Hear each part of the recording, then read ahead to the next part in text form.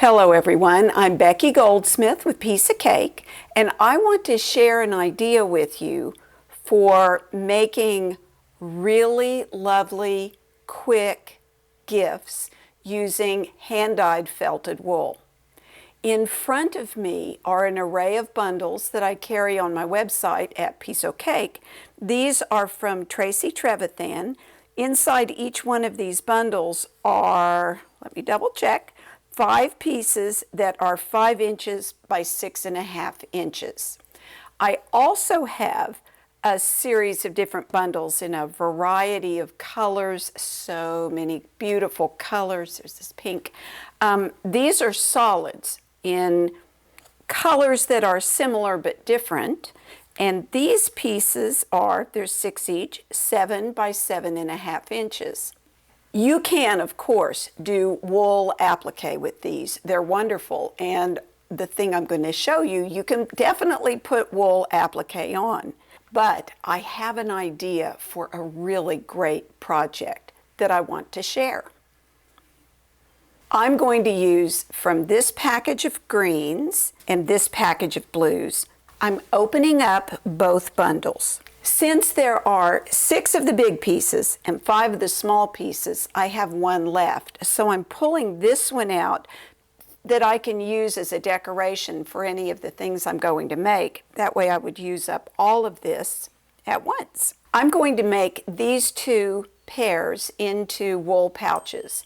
On one, I'm going to leave the seam allowance exposed. On the other, I'll turn the seam allowance in. I sewed these on my sewing machine with a 3.5-inch stitch length and gray thread. This is the one I'm going to turn inside out. I want to take my rotary cutter and ruler and trim this just to square it up a little bit. I'm leaving just shy of 1/4 of an inch seam allowance. Then I'm going to trim this side. Notice I didn't trim here, but I'm going to have to, because when I turn this inside out, I'm not going to want this little flaplet of fabric there. I'm going to want that to be more even with the finished outside edge of the pouch. So here, I will want to trim away following the seam line. And be careful. And the rotary cutter is a neater way to cut that, but don't cut into your seam. When you get down here, and you can see my back stitch went into the green fabric. I would just as soon not cut that stitch. And then I'll do the same on the other side. There. And you might also want to trim away just a little bit of the dog ear down here to make the corners a little neater once you turn it. Just like that. That's cute, but the outer edges here of the flap need a little bit of love and attention. You could cut them off at a small angle and have it flap down straight. That is one way to do it. Or you can find something round to round off those corners. I'm going to go hunt a plate. On my way to the kitchen, I remembered that I have a set of round machine quilting rulers. I think this is going to be great. I'm going to use this to line up these 2 points on the ruler. I'm going to carefully hold this in place. Now, this is not a ruler intended to be cut against, so you really need to hold it carefully if you're going to use it to cut. Then I want to match those same markings pretty much on the other side.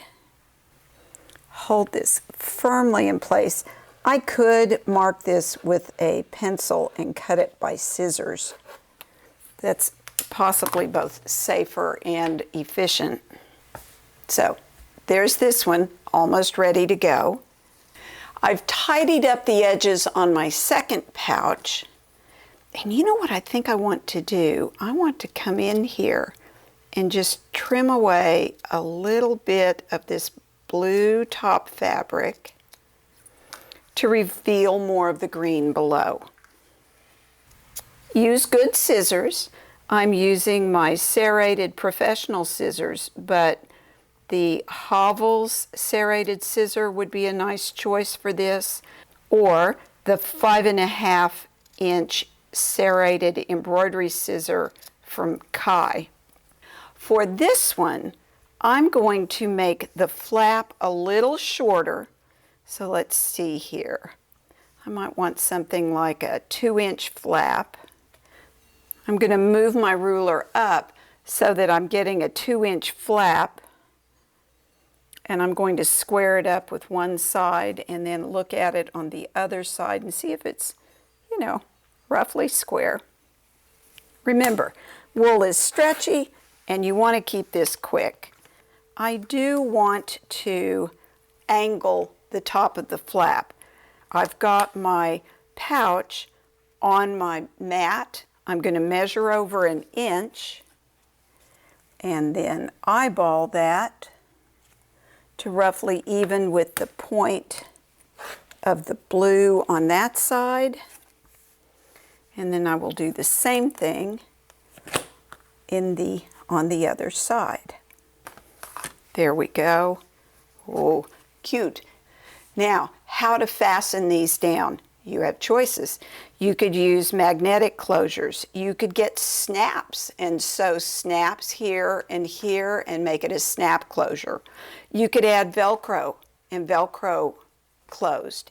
You can add buttons. So when you look at felted wool, look at the way the edges are. They're fine. If you were to reach in, and I would try it on a scrap just to test your buttonhole size, you can make a buttonhole as simple as that right there in your flap and sew the button below, and there you have a button closure. Super cute. Now that you've seen the process and seen how fast it is to make these pouches, think about how you can embellish them beyond just a button or a snap. You can add applique. I would suggest using more felted wool because it is so fast. I have written and taught about how to do wool applique. There are classes on Creative Spark. My Welcome to the North Pole or Birds in Toyland classes come to mind. You could put some of those cute little birds on these things. Super, super cute. You can add ornaments. You could put the date in felted wool. You can add the initials of the person you're giving it to. You can add sequins and beads and trims and embroidery. If you're going to do that, I would probably do that part before you sew the pouches together. And then think about what you could put inside. So there's sewing notions, scissors, bobbins, a small pin cushion, that kind of thing. Or you could put a small notebook and maybe a little tiny pencil. You could change the shape of these and make them to fit a smartphone. There's just all kinds of options. And as long as I have it out, let me tell you that this is a free pattern at piececake.com. It's the travel pin cushion. And this is a takeoff of that where I put the round flowers on a square piece of felted wool, backed it with a different one, stuffed it with the little sandy stuff on the inside. It's great. I hope you've enjoyed this tutorial, and I hope you find it useful in every gift-giving season. Thanks for watching, and may you have many happy stitches.